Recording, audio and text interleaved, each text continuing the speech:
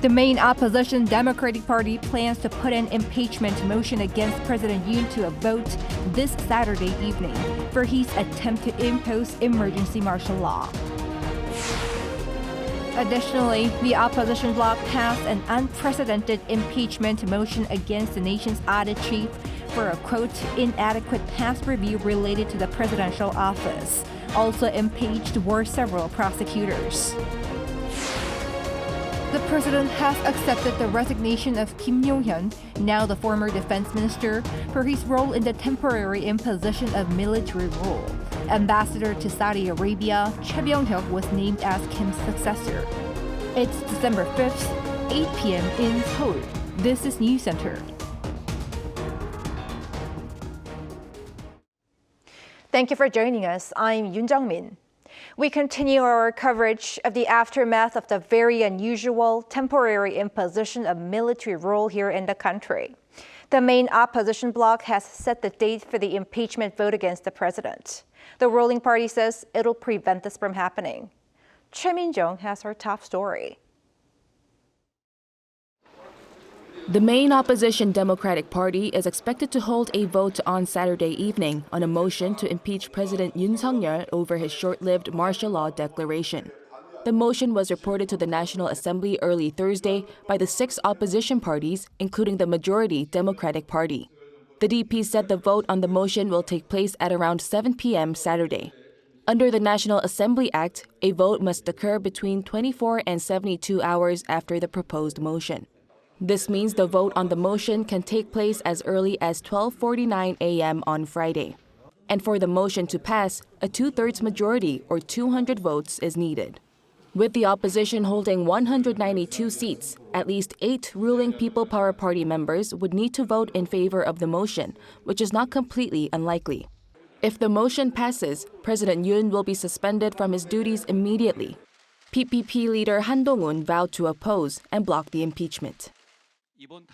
I'll do my best to prevent this impeachment from passing in order to prevent damage to the people and supporters due to unpreparedness and confusion. Han did, however, once again call for President Yoon to leave the party and emphasize that those responsible for raising public concern should be held strictly accountable. On the other hand, Democratic Party leader Lee Jae-myung called Yoon's act a coup d'etat that destroyed the constitutional order. Lee urged that the impeachment of President Yoon must be carried out without failure and told Han that it is the responsibility of the party leader to prevent the PPP from becoming part of a rebellious criminal group. Even if the People Power Party wants to side with the rebellious criminal group, it is the party leader's responsibility to prevent that from happening. They should not become a collaborator with the rebellion. Alongside Saturday's impeachment vote, the main opposition party is seeking to revote a bill calling for a special investigation into allegations of corruption and election interference for First Lady Kim Gon-hee. The decision to simultaneously push for a revote appears to be a move to make the ruling party members attend Saturday's plenary session, as there is a possibility that the PPP will boycott the impeachment vote. Choi Min-jung, Arirang News. The opposition bloc today voted in favor of the impeachments of 4 key officials, including the state audit chief, which is unprecedented. Our political correspondent Lee Si-hoo reports. On Thursday, the opposition members of the National Assembly, led by the main opposition Democratic Party of Korea, approved motions to impeach the heads of South Korea's Board of Audit and Inspection and the Seoul Central District Prosecutor's Office and 2 more prosecutors for their alleged misuse of power in conducting purposefully insufficient investigations of allegations surrounding President Yoon Suk-yeol and the First Lady Kim Gon-hee, marking the parliament's first ever impeachment of the nation's main audit chief. All those accused, the Board of Audit Chief Choi Jae-hae, SCDPO Chief Lee Chang-soo, and Seoul's prosecutors Cho Sang-won and Choi Jae-hoon, are immediately suspended from duties. Of the 192 lawmakers present for the vote, an overwhelming majority voted in favor of the dismissal of all respective officials. The most approvals at 188 for the audit chief Choi, who took charge of inspecting President Yoon's unprecedented office relocation from the previous Cheongwade, or the Blue House, to a new location in Yongsan-gu district in central Seoul. The others investigated First Lady Kim's stock price manipulation allegations, which concluded with no indictment. The ruling People Power Party opted out of voting and held a protest rally instead, calling the motion a shameless move by the DP to disturb government affairs. Following the impeachment, a strong and immediate backlash from the prosecution. The SCDPO released a statement and said there are no constitutional grounds to do so. It said the prosecutors carried out their investigations based on the law and evidence, and that this wrong example of impeachment will disturb their operations, which serve the people. The Supreme Prosecutor's Office, too, has previously denounced such a push for impeachment, saying that the National Assembly should not abuse its power for political purposes. Now, it is up to the Constitutional Court of Korea to review the motion and make the final decision on whether to dismiss or return the 4 officials to duty. The key will be whether the audit body and the prosecution's investigations were unlawful. Lee Si-hu, Arirang News. Now, the unusual political event was at the center stage at a parliamentary hearing today. In the meantime, the president has accepted the resignation of the defense minister Kim Yong-hyun for his role in martial law. Our defense correspondent Kim Bo-kyung has more. Former Defense Minister Kim Yong-hyun ordered troops to enter the National Assembly, said Vice Defense Minister Kim Sun-ho on Thursday. This remark was made in response to a lawmaker's question during a plenary session that was urgently held on the turmoil triggered by President Yoon Suk-yeol's aborted declaration of martial law late Tuesday. While saying he feels devastated and sad for not having been able to prevent a series of events from happening in advance, the Vice Defense Minister added that he did not agree with the declaration of martial law nor with mobilizing the military. I fundamentally opposed the mobilization of military forces for martial law and expressed a negative opinion about it. When asked who wrote the martial law decree, he said it was not from the Defense Ministry. Army Chief of Staff General Park Han-soo, who was named martial law commander, was also present and said he did not know much about events, including the fact he was to be the martial law commander. After the commanders' meeting at the Joint Chiefs of Staff Command Center, the defense minister told me that I was a martial law commander. That is when I knew. I was indeed unaware of the details, such as the process and the movement of the troops. After appointing General Park, the former defense minister reportedly said that all responsibility for military activities lay with him, and that if orders were not obeyed, this would be considered insubordination. He then led the martial law command, saying he had received command authority from the president. President Yoon apparently visited the Joint Chiefs of Staff Command Center where the martial law command post had been established around 1 a.m. on Wednesday, which was around the same time the Assembly passed a resolution to repeal martial law. General Park added that he submitted his resignation to then Defense Minister Kim on Wednesday, which, according to sources at the presidential office, was rejected by President Yoon the next day. Meanwhile, President Yoon named a new defense minister on Thursday morning after accepting the resignation of the outgoing Kim. Former ambassador to Saudi Arabia, Choi Byung-hyuk, who the presidential office called the right candidate based on his extensive experience and expertise in defense, was chosen to head the ministry. Kim Bo-kyung, Arirang News.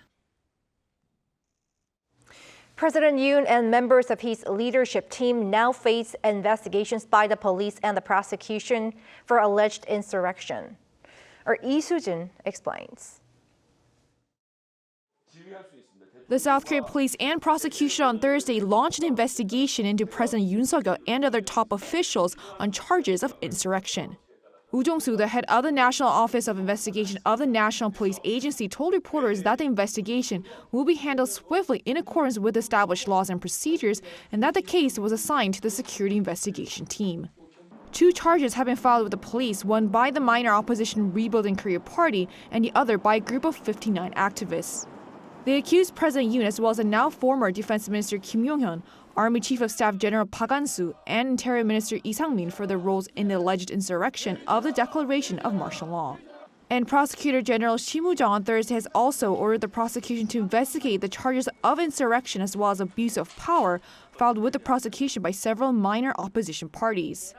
The latter charge allows the prosecution to investigate the case directly alongside the National Office of Investigation. This follows President Yoon late Tuesday night declaring martial law, the first such decree in South Korea since 1980, putting the country's military in charge of maintaining order. While the martial law was lifted early Wednesday morning after the National Assembly voted to block it, the country has been left reeling in the aftermath. And just hours earlier, the prosecution also imposed a travel ban on former Defense Minister Kim Yong-hyun.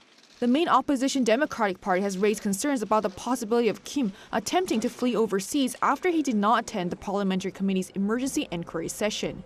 Kim, who accepted responsibility for deploying troops to enact martial law, handed in his resignation and was replaced with retired Army General and South Korea's ambassador to Saudi Arabia, Choi Byung-hyuk. Both the prosecution and the police have emphasized their determination to investigate the case thoroughly.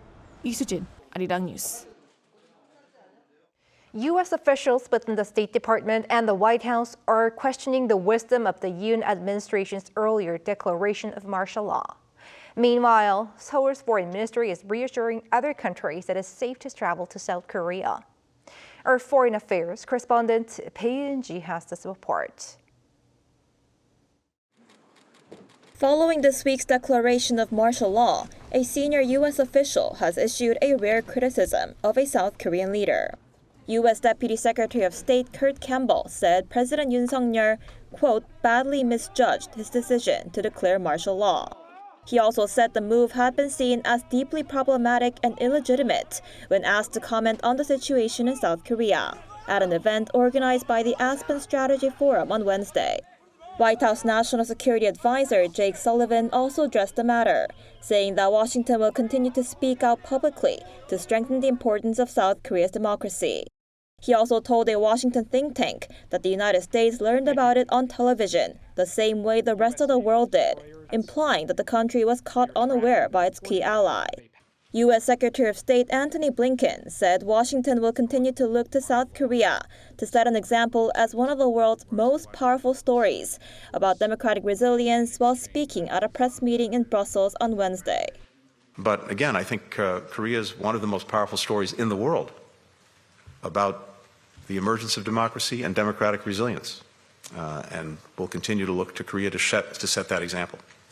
When asked about the criticism from the U.S., South Korea's foreign ministry simply said it's currently engaging in communication at all levels with the American government.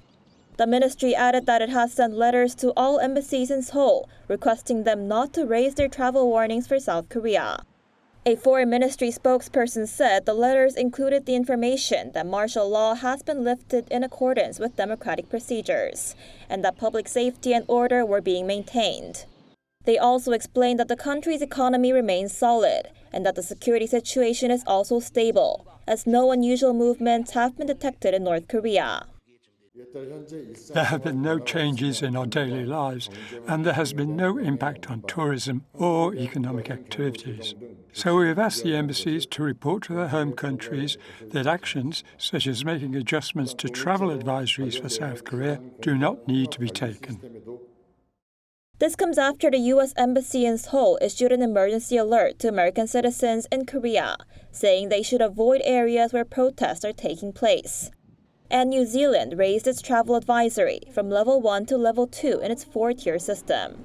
The UK Foreign Ministry also warned that those in South Korea should avoid large public gatherings, noting that demonstrations are expected in areas around Gwanghwamun, the presidential office in Samgakji, and the National Assembly in Yeouido.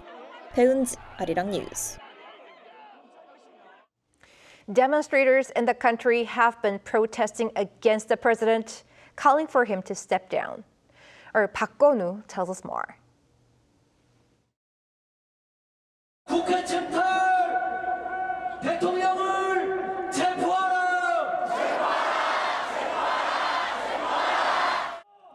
People nationwide are calling for the resignation of President Yoon and his arrest. Demonstrations urging Yoon to step down took place across the country on Thursday. The day before, thousands of people participated in around 30 major areas including Seoul, Busan, Daegu, and Gwangju. The protests reflect the outrage at the leader of South Korea for unexpectedly declaring emergency martial law on Tuesday night before ending it just several hours later. Protesters are demanding the president's immediate resignation. President Yoon should step down, and I want to emphasize that he must also be arrested for treason. I don't understand why the president is making so many people suffer. I hope he steps down as soon as possible so that people can live every day peacefully. The nationwide protests taking place simultaneously echo those that took place 8 years ago and led to the impeachment of then-President Park Geun-hye in 2016. On Thursday, political declarations demanding the president's resignation were also announced by students and professors at universities, including Seoul National, Ewha Women's, and Hongik, with more expected later. Larger demonstrations are also expected on Saturday, including the third national rally for the Yoon administration's resignation held by the Korean Confederation of Trade Unions. Park Geun-woo, Arirang News.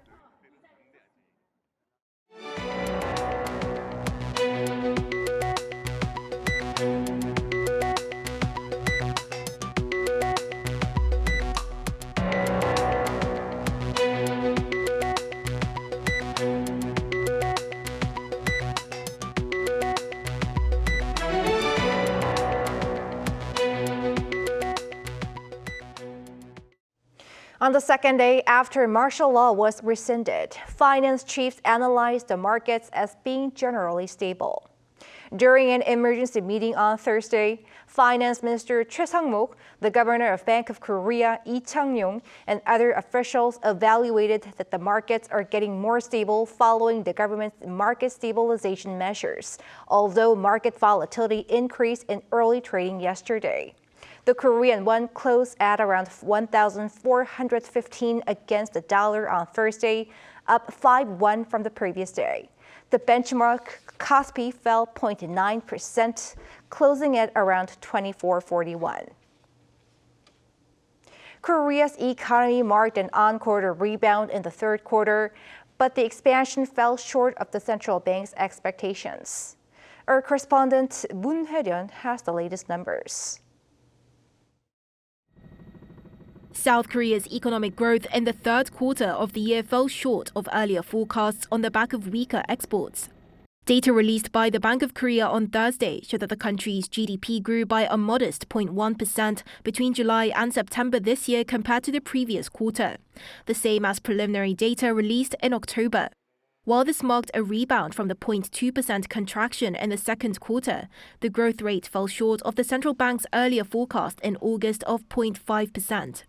The country's GDP has seen fluctuations this year, with a 1.3% increase in the first quarter of the year, followed by the biggest decline seen since 2022.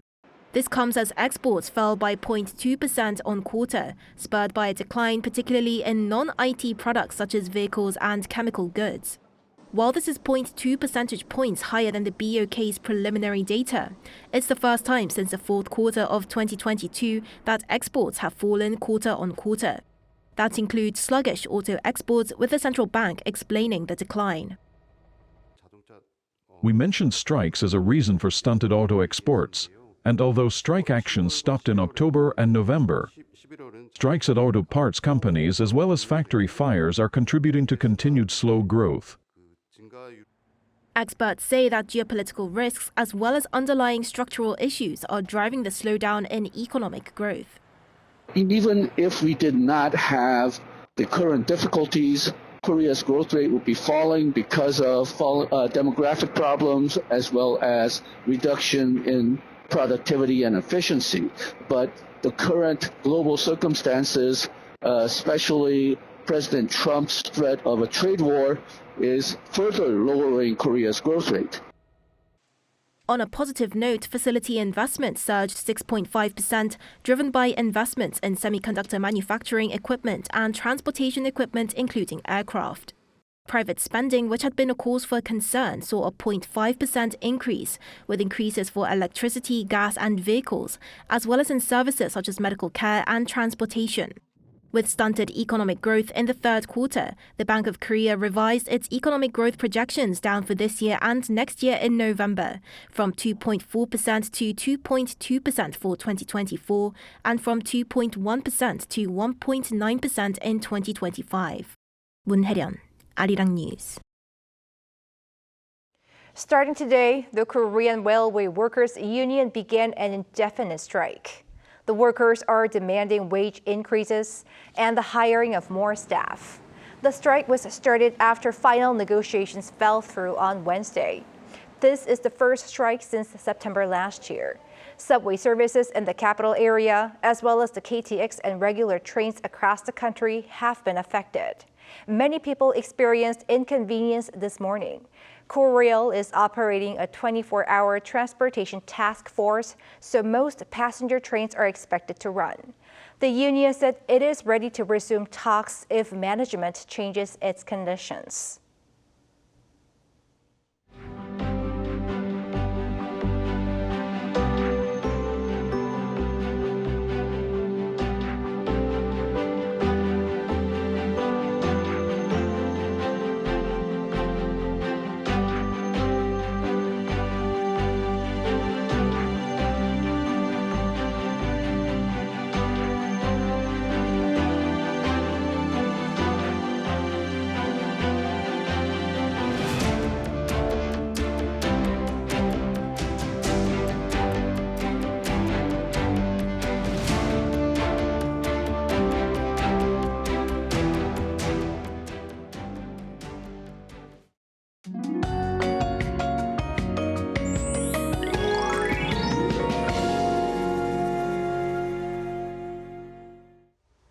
Starting below zero in Seoul today, the temperatures rose above the average levels during the daytime. However, it still feels freezing due to the cold winds. From tonight, a cold spell will rush in, and the weather will get even colder. At one point tonight, light rain or snow is expected in Seoul. More rain or snow are forecast in other regions as well. As for the amounts, up to 3 centimeters of snow will accumulate in the mountainous areas of Jeju Island by tomorrow morning. Central parts of the country, the Chungcheongdo provinces, Gangwon-do province, and the Jeollado provinces will have about 5 millimeters of rain or about 1 centimeter of snow. Tomorrow morning, Seoul will start below zero at -2 degrees Celsius, Chuncheon -5. Highs will move up to 4 degrees in Seoul and Chuncheon, Gwangju 9 degrees. Snow and rain are expected to continue in the Jeollado provinces and on Jeju Island until the weekend. That's all for Korea. Here are the weather conditions around the world.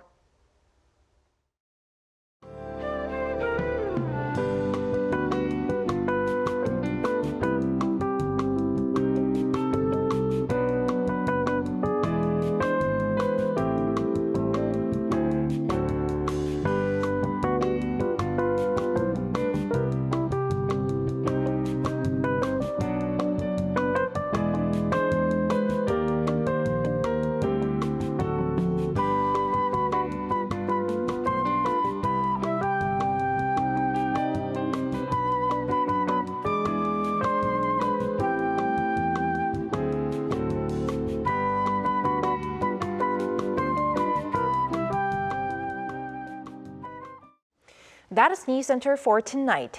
Thank you for watching. A panel session up next.